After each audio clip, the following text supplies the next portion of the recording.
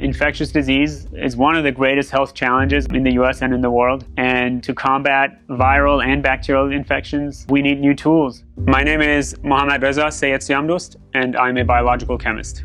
Our research is motivated by both fundamental questions and application-based ones. On the fundamental side, we're interested in uncovering and understanding the small molecules with which bacteria interact with their environment. And our goal is to elucidate the structures of these molecules, their detailed functions, and the mechanisms by which they are synthesized by the bacteria. On the application side, this group of metabolites has been responsible for over 50% of FDA-approved drugs in the past 40 years. And so developing methods to discover new natural products aids and facilitates drug discovery.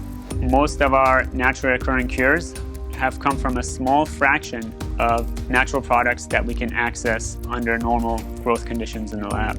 We can only capture maybe 10 or 20% of bacterial biosynthetic potential when we grow these bacteria in the lab. The majority of the biosynthetic pathways are said to be silent or cryptic. Our research is predicated upon trying to find ways to access this majority of secondary metabolites that we as a community have not been able to access in the past. We've developed methods that we call high-throughput elicitor screening, or HITES, that can turn on the production of these otherwise so-called cryptic metabolites that are not produced under standard growth conditions in the lab.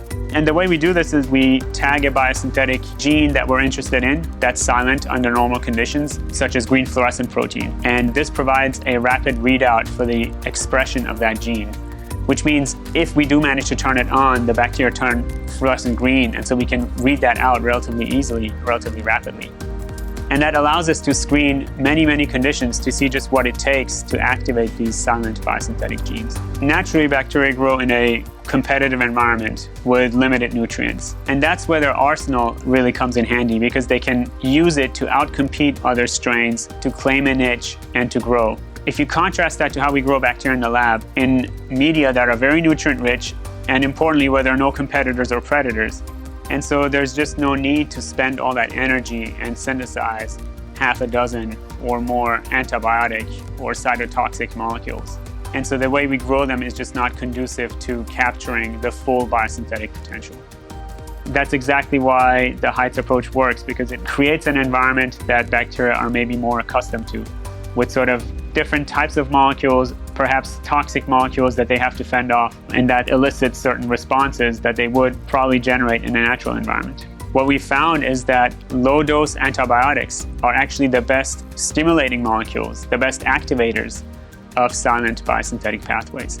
And using that concept, we've been able to isolate upwards of 50 new cryptic metabolites, and we're currently investigating these further with the ultimate goal of developing the best of these for clinical trials in the hopes that they can fortify our antibiotic arsenal against infectious disease. Tomorrow's cures, tomorrow's medicines might well be hidden in this group of metabolites, and I think HITES will be an important method in trying to tap into this new source of potential future drug.